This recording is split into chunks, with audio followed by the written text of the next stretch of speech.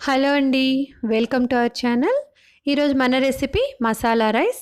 ఇంట్లో ఎక్కువ కూరలు లేనప్పుడు, ఇంకా చాలా ఫాస్ట్‌గా వంట చేసేసుకోవాలి, ఎక్కువ టైం లేదు అనుకున్నప్పుడు, ఇలా డిఫరెంట్‌గా మసాలా రైస్ ట్రై చేయండి. చాలా చాలా సింపుల్, చాలా ఫాస్ట్‌గా అయిపోతుంది. చాలా రుచిగా ఉంటుంది.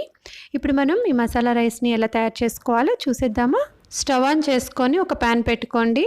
అందులో ఒక స్పూన్ ఆయిలు, ఒక స్పూన్ నెయ్యి యాడ్ చేస్తున్నాను.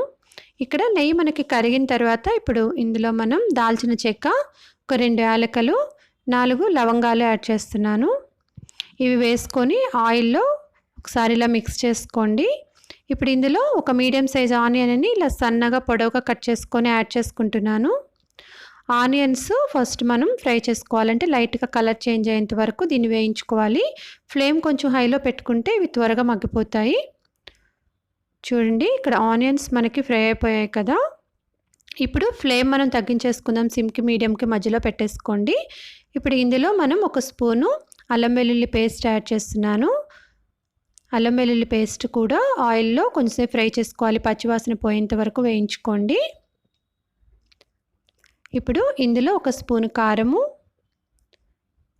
ఒక స్పూన్ జీలకర్ర పొడి, ఒక స్పూను ధనియాల పొడి, ఒక స్పూను గరం మసాలా యాడ్ చేస్తున్నాను. ఇప్పుడు ఈ మసాలాలన్నీ ఆయిల్‌లో చక్కగా మిక్స్ చేసుకోండి.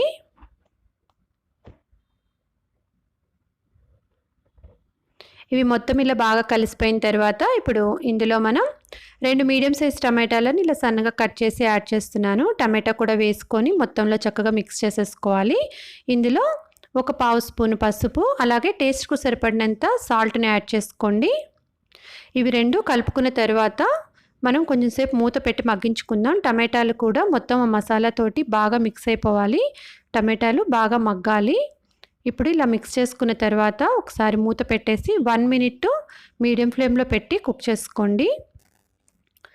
కొంచెం సేపటి తర్వాత మనం ఇలా మూత తీసి ఒకసారి మిక్స్ చేసుకోండి. టమాటాలు కూడా అన్నీ మనకి చక్కగా మగ్గిపోయి దీంతో పాటు బాగా కలిసిపోయింది కదా! ఇప్పుడు ఇందులో మనం వెజిటబుల్స్ యాడ్ చేసుకుందాము. ఒక క్యారెట్‌ని ఇలా సన్నగా కట్ చేసుకొని వేసుకోండి. అలాగే 4 కానీ 5 కానీ బీన్స్‌ని కూడా ఇలా చిన్న చిన్న ముక్కలుగా చేసి వేసుకున్నాను.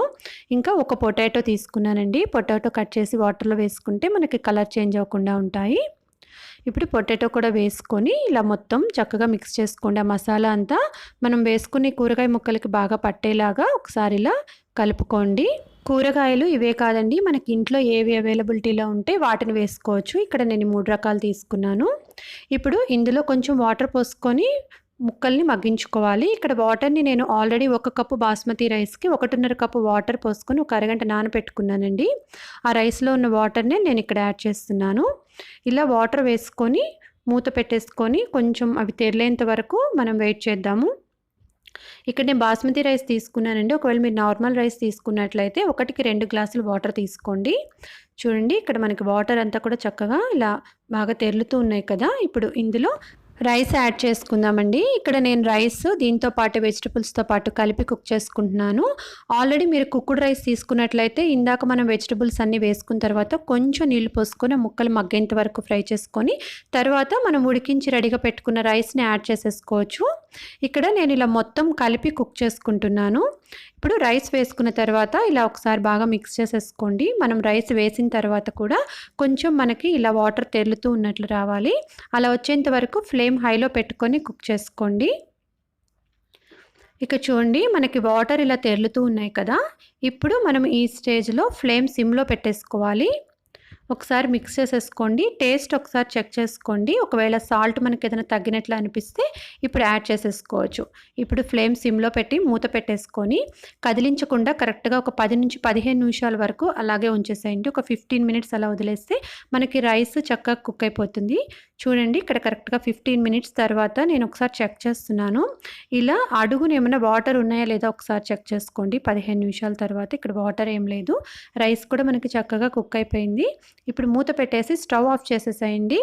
ఒక 10 మినిట్స్ మనం కదిలించకుండా అలాగే ఉంచేసినట్లయితే ఇంకెక్కడైనా లోపల పలుకుగా ఉన్నా కొంచెం తడున్నా కూడా మొత్తం అబ్జార్బ్ చేసుకొని మనకి రైస్ చక్కగా పొడి పొడిగా తయారవుతుంది.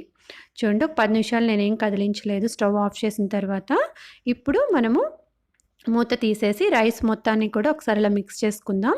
మనకు అది కుక్ అయ్యేటప్పుడు వెజిటబుల్స్ అన్నీ కూడా ఇలా పైకి వచ్చేసాయి కదండి. అందుకని ఒకసారి మొత్తం రైస్ మొత్తాన్ని కూడా చక్కగా కలిసిపోయేలాగా ఈ విధంగా ఒకసారి మిక్స్ చేసేసుకోండి. చూసారు కదండి, మనకి మసాలా రైస్ ప్రిపేర్ అయిపోయింది. ఎప్పుడైనా మనకి ఎక్కువ టైం లేనప్పుడు ఇలా ఈజీగా సింపుల్గా తక్కువ టైంలో ఇలా రైస్ ఐటెం చేసేసుకుంటే లంచ్ బాక్స్లో కూడా తీసుకెళ్ళచ్చు. టేస్ట్ సూపర్గా ఉంటుందండి. కొంచెం డిఫరెంట్గా తినాలనిపించినప్పుడు కూడా మనం ఇలా ట్రై చేయొచ్చు. మీకు కూడా నచ్చితే మీరు కూడా ట్రై చేసేయండి. Thank you so much for watching this video. ఈ వీడియో మీకు నచ్చితే ప్లీజ్ లైక్ చేయండి. వీడియోని మీ ఫ్యామిలీ అండ్ ఫ్రెండ్స్ తోటి షేర్ చేసుకోండి. మీరు మొదటిసారి మా ఛానల్ని చూస్తున్నట్లయితే ప్లీజ్ సబ్స్క్రైబ్ చేసుకొని పక్కనే ఉన్న బెల్ ఐకాన్ ప్రెస్ చేయండి. మేము ఎప్పుడు వీడియోస్ అప్లోడ్ చేసినా మీకు నోటిఫికేషన్ వస్తుంది. Thank you.